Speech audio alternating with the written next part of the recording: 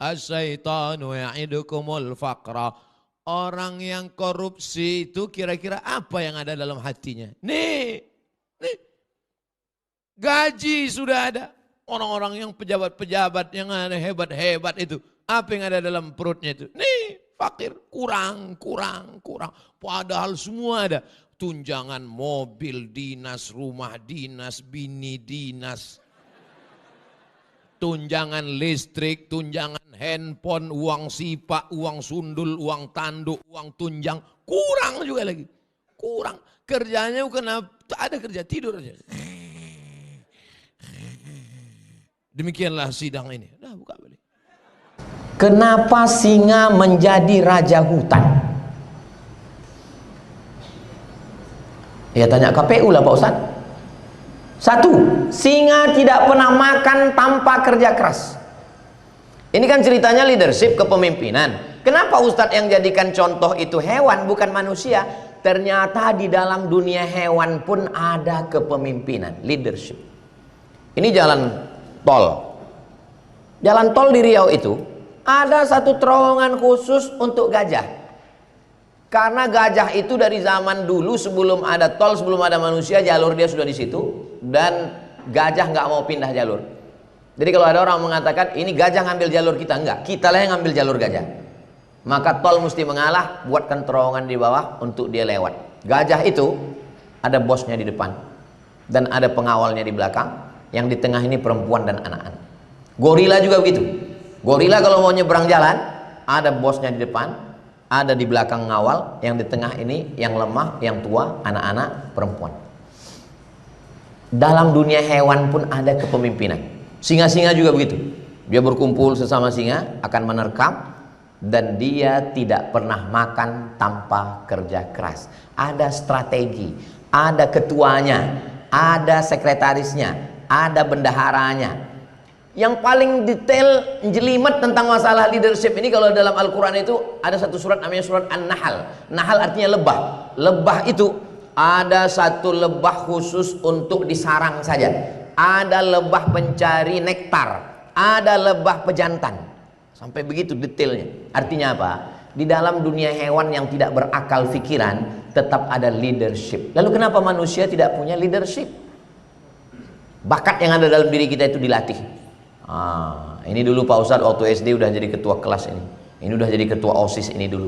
Ini waktu di sekolah tinggi ilmu kepolisian ini sudah jadi pemimpin kami, sudah jadi kosma kami, sudah jadi ketua kelas kami. Ini kenapa? Karena setiap kita ini pasti jadi pemimpin. Ustadz Somad kan bukan polisi. Ustadz Somad juga bukan orang partai. Ustadz juga, terus Ustadz pemimpin apa? Paling tidak kita memimpin diri kita sendiri. Di rumah laki-laki menjadi pemimpin, memimpin istrinya, memimpin anak. Kawan saya Pak Ustadz di rumah pun nggak bisa jadi pemimpin. Kenapa? Sama bininya pun dia takut. Laki-laki yang takut sama istrinya berbahagialah, karena kalau dia mati dia tidak kena azab kubur. Kenapa? Karena sudah terlalu azab di dunia. Kami perempuan Pak Ustadz, yang ini jangan disimpan, nanti sebelum diupload di delete, di-cut dulu. Terus kami yang perempuan ini Pak Ustadz, kami kan di rumah pemimpin kami suami, perempuan juga pemimpin. Dia memimpin kalau ada ART, kalau ada di situ babysitter, kalau ada di situ security, kalau masalah uang belanja, anak-anaknya. Perempuan juga memimpin, kata Nabi. Kullukum ra'in, setiap kamu adalah pemimpin, wa kullukum mas'ulun ar-ra'iyati. Saya Pak Ustadz belum punya anak, belum punya suami, belum punya istri, belum menikah, memimpin diri sendiri. Kita ini memimpin mata, memimpin telinga, memimpin hati, memimpin pikiran, memimpin kaki. Kitalah yang memimpin diri kita. Jadi kalau ada orang selonjoran, bawaannya mau tidur, scroll, makan, scroll, mati. Diri dia pun nggak bisa dia pimpin. Gimana dia mau memimpin orang? Singa tidak pernah makan tanpa kerja keras. Singa tua yang rambutnya sudah rontok, dia tetap mengejar hiena, mengejar zebra yang lehernya tinggi pun dia kejar. Karena dia tidak mau makan tanpa kerja keras. Yang makan tanpa kerja keras hiena, anjing liar. Nah, itu dia hanya mencari bangkai-bangkai sisa-sisa singa. Dua, kenapa dia menjadi leader? Dia mengutamakan grup. Jangan one man show. Karena one man show adalah merek parfum. Mesti pakai grup. Nabi Muhammad SAW nggak sendirian. Ada orang tua yang bijaksana, Abu Bakar. Ada anak muda yang bertenaga, Umar. Ada anak muda yang kaya raya, Utsman. Ada anak muda yang cerdas, Ali. Kita ini semua punya potensi masing-masing. Coba baca potensi kita. Aku ini udah agak tua Pak Ustadz, Abu Bakar. Aku ini bertenaga Pak Ustadz, Umar. Aku ini cerdas Pak Ustadz, Ali. Aku ini kaya Pak Ustadz, Utsman. Aku ini semuanya enggak Pak Ustadz, Abu Lahab. Ada potensi kita. Ada potensi kita masing-masing. Singa mengutamakan grup. Nabi Musa alaihissalam bisa membelah Laut Merah, tapi dia enggak sendirian. Nabi Musa dibantu oleh Harun. Waj'alli waziran min ahli, beri aku seorang penolong, sahabat yang akan menolong aku. Harun akhi, my brother Harun. Nabi Isa alaihissalam bisa menghidupkan orang mati dengan izin Allah, bisa menyembuhkan orang lumpuh yang sejak lahir, bisa menyembuhkan orang buta dengan diusap. Enggak sendirian, dia tetap dibantu sahabat-sahabatnya, Hawariyun. Wa idz qala Isa ibnu Maryam lil hawariyin, ingatlah ketika Isa berkata kepada Hawariyun, man ansari ilallah, siapa yang menolong saya? Kata Hawariyun, nahnu ansarullah, kami akan menolong. Jangan sendirian, grup. Bapak-bapak calon Kapolres, jangan kerja sendirian. Capek, lelah, letih, lesu, letoy, loyo, lunglai, mati. Hidupkan grup, bekerja sama dengan para alim ulama, tokoh masyarakat. Kalau kebetulan dia di Riau, di Riau itu ada LAM, Lembaga Adat Melayu. Kalau kebetulan dia di Sumatera Utara, multi etnis, ada Batak, ada Karo, ada Mandailing, ada Pakpak, ada Melayu, ada Sultan Deli, ada Sultan Langkat. Kalau kebetulan dia di Palembang, Palembang lain lagi, di situ ada para habaib, ada ulama-ulama, ada tokoh-tokoh Melayu, ada Sultan Badarudin. Kalau kebetulan dia di Jawa, ada ormas besar, Nahdlatul Ulama, Muhammadiyah, lain Padang, lain Belalang, lain Lubuk, lain ikannya, lain. Maka sebelum ke tempat itu, baca situasi dan jangan sendirian.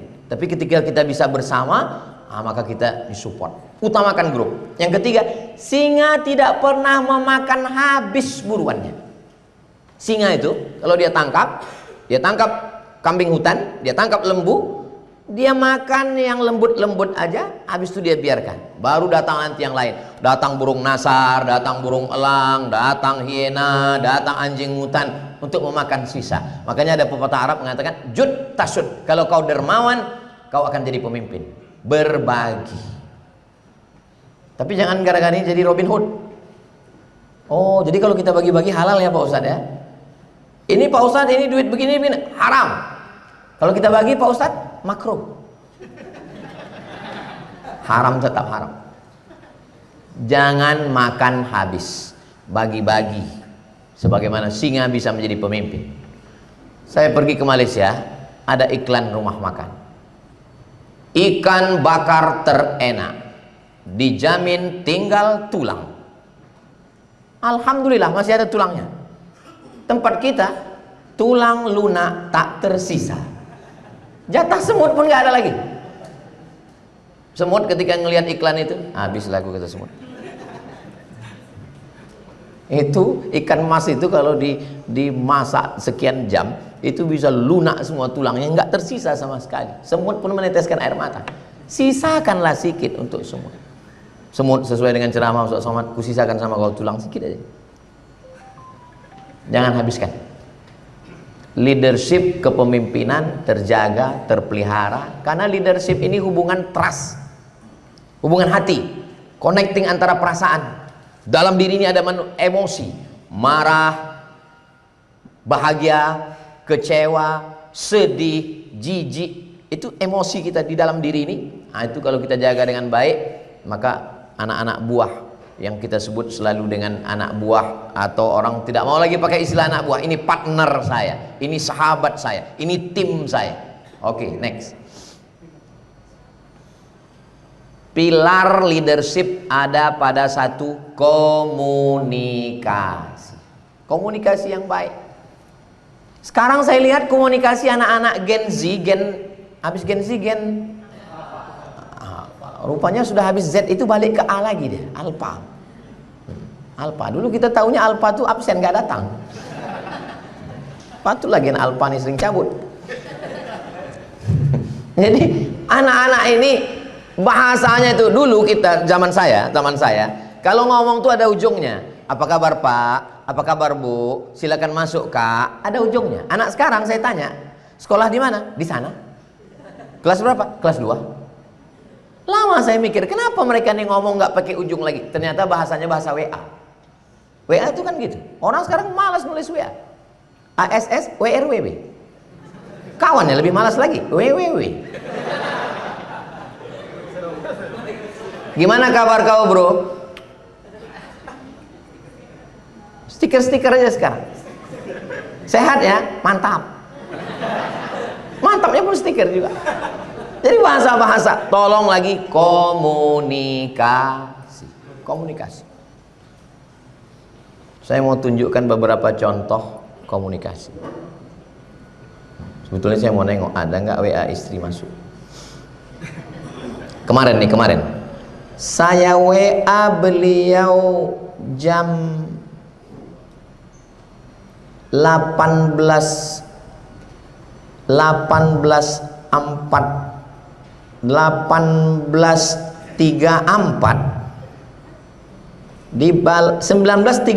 saya WA, dibalasnya langsung 19.44. Hanya sekian menit, nggak pernah hitungan sampai, nggak pernah lebih dari 15 menit. Nah, setiap bisa dihitung dari awal.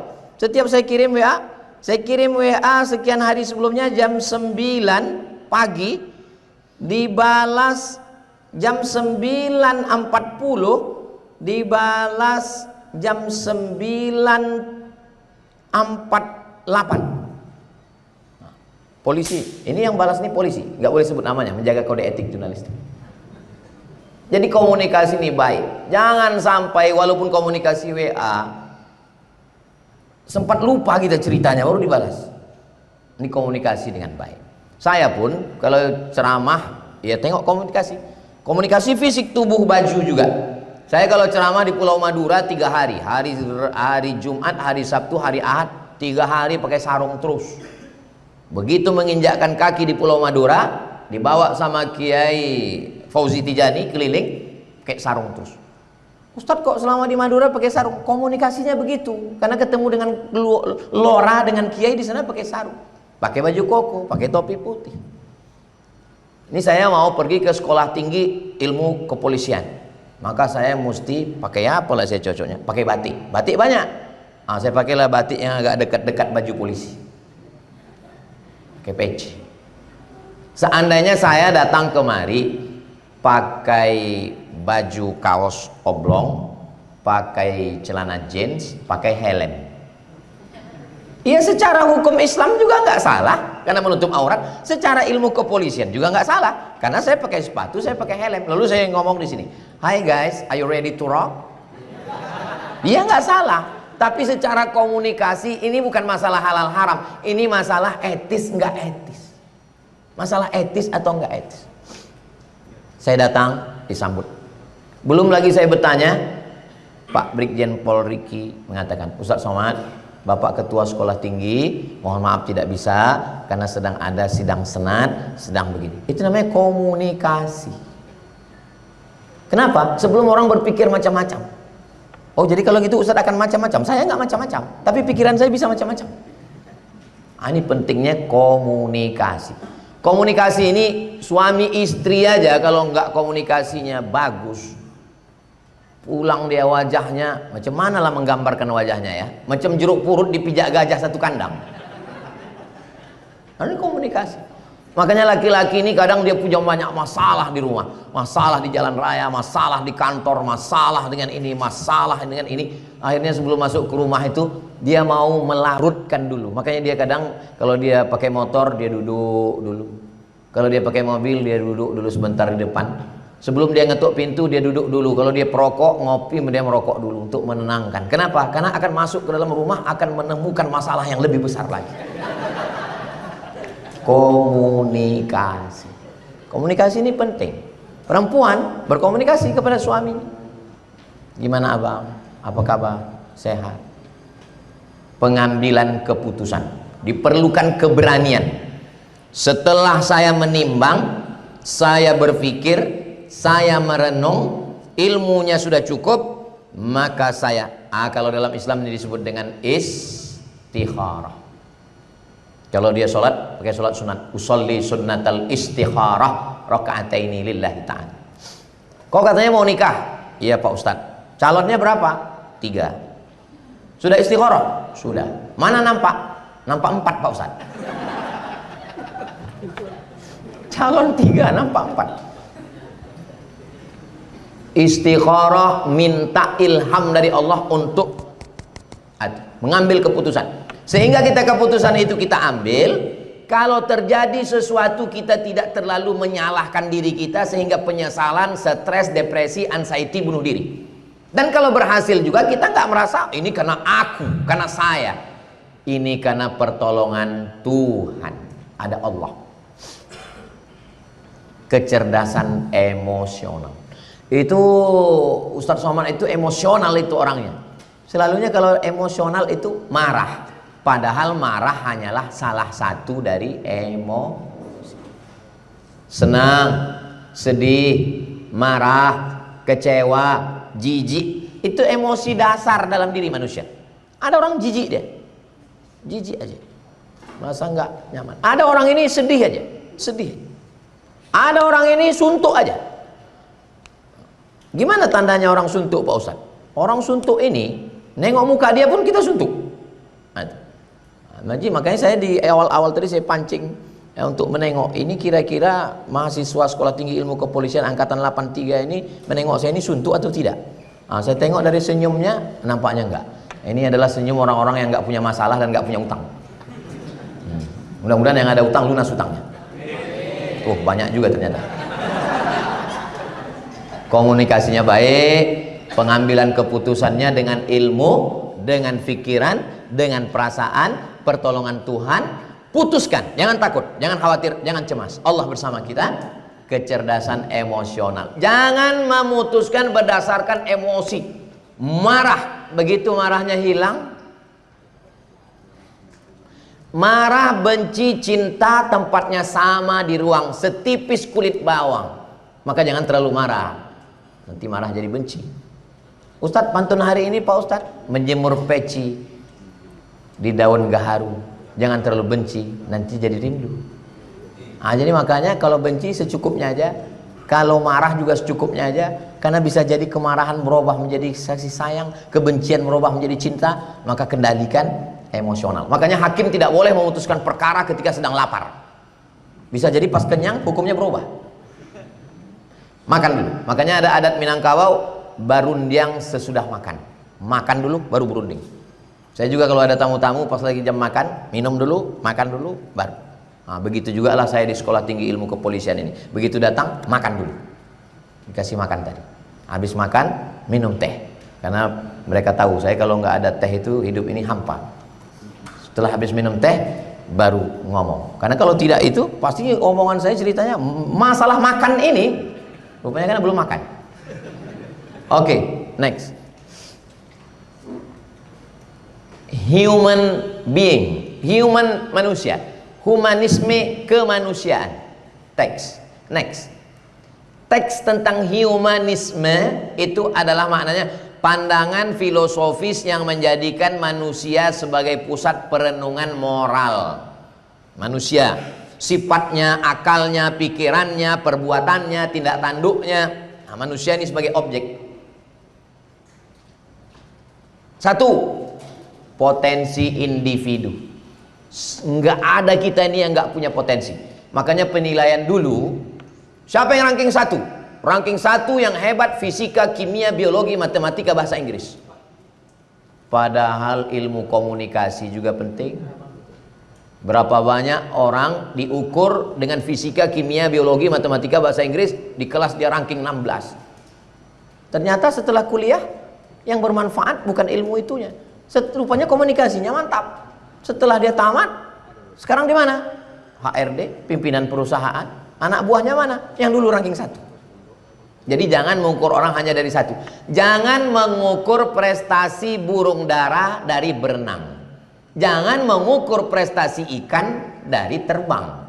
Ini setiap kita ini punya potensi. Maka setiap anak juga begitu. Oh, anak saya ini Pak Ustadz memang diam, tapi ngelukisnya bagus. Anak saya ini suaranya bagus, tulisannya kurang bagus. Yang ini Pak Ustadz, anak saya ini punya kelebihan, lebih hitam.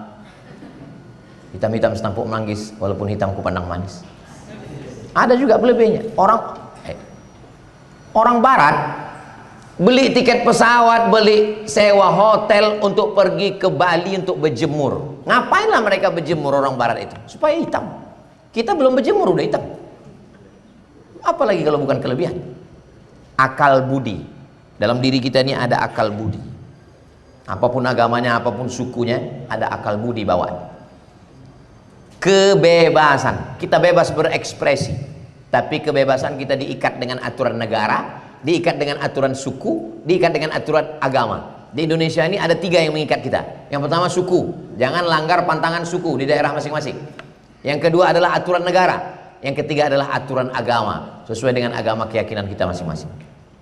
Yang keempat, nilai-nilai kemanusiaan dalam menciptakan pergaulan hidup yang lebih baik dan memanusiakan manusia. Dia manusia, dia bukan hewan. Ini yang agak sulit memang masalah humanisme ini. Polisi dituntut humanis di hadapan orang yang anarkis. Gimana bersikap lembut humanis di depan orang yang anarkis? Akhirnya muncullah polisi pakai sorban, pakai peci di depan orang yang ngamuk-ngamuk mau menelan kepala dia. Fotonya saya nggak dapat. Kalau dapat nggak enak diupload nampak orangnya. Next. Saya waktu berita ini muncul, cinta ditolak, kampak bertindak. Kayak mana lah nanti nasib mahasiswa ini? Hancurlah, babak belurlah dia. Pas saya baca beritanya, memberikan pendampingan psikologis tersangka pembacokan. Disediakan psikolog, bukan korban, pelaku. Disediakan psikolog. Kebetulan saya ketemu dengan Pak. Saya tak ingat nama beliau, ingatnya beliau pemenang Abang dan None Jakarta.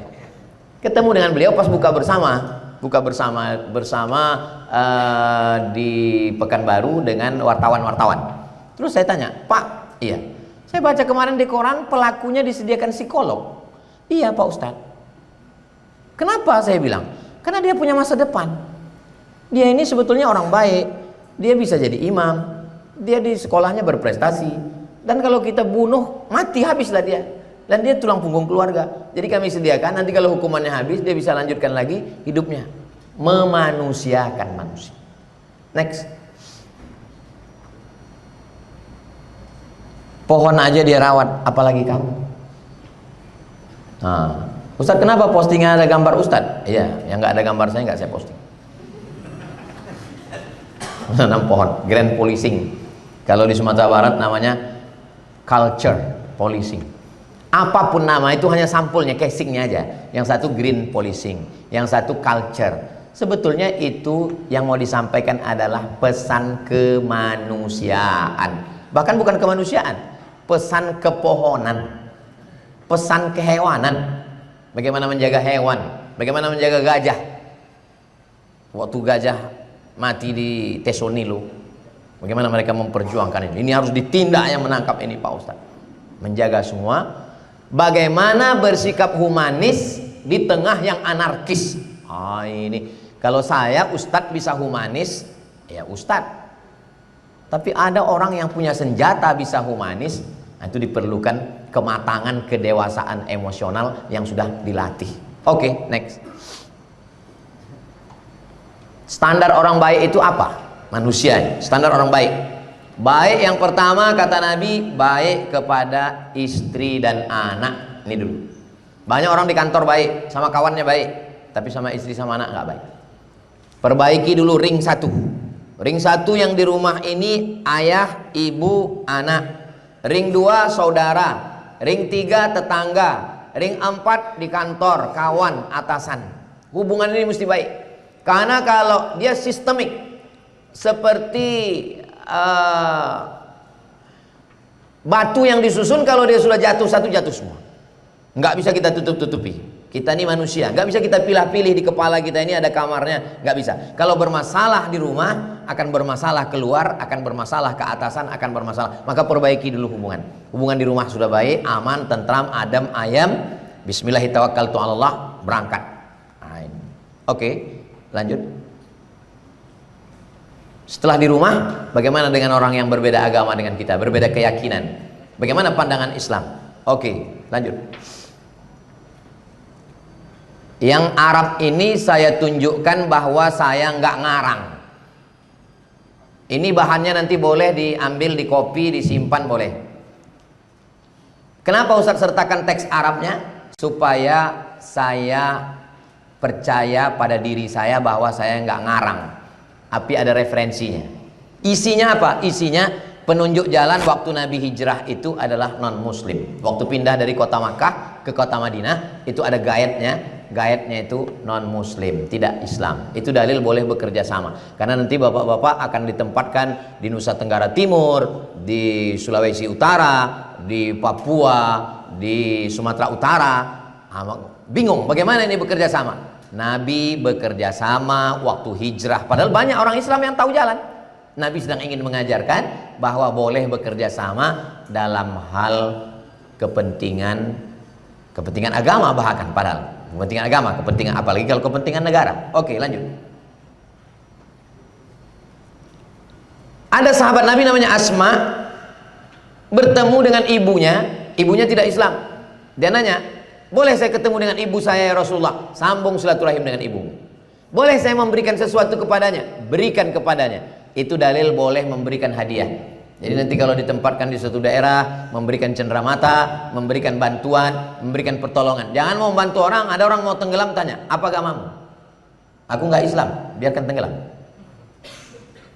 Nabi SAW, inilah dalil boleh memberikan daging kurban kepada non muslim. Nah, tahu bapak nanti dari Kapolsek, dari Kapolres mau menyembelih kurban. Nah, bagaimana ini ada tetangga kawan kita yang non muslim, boleh memberikan daging kurban karena Nabi memberikan keringanan kepada Asma untuk memberikan hadiah kepada ibunya. Oke, next. Nabi menerima hadiah dari Muqawqis Raja Mesir. Yang diterima Nabi itu madu, kain, tunggangan lebih besar dari keledai, lebih kecil dari kuda, dan juga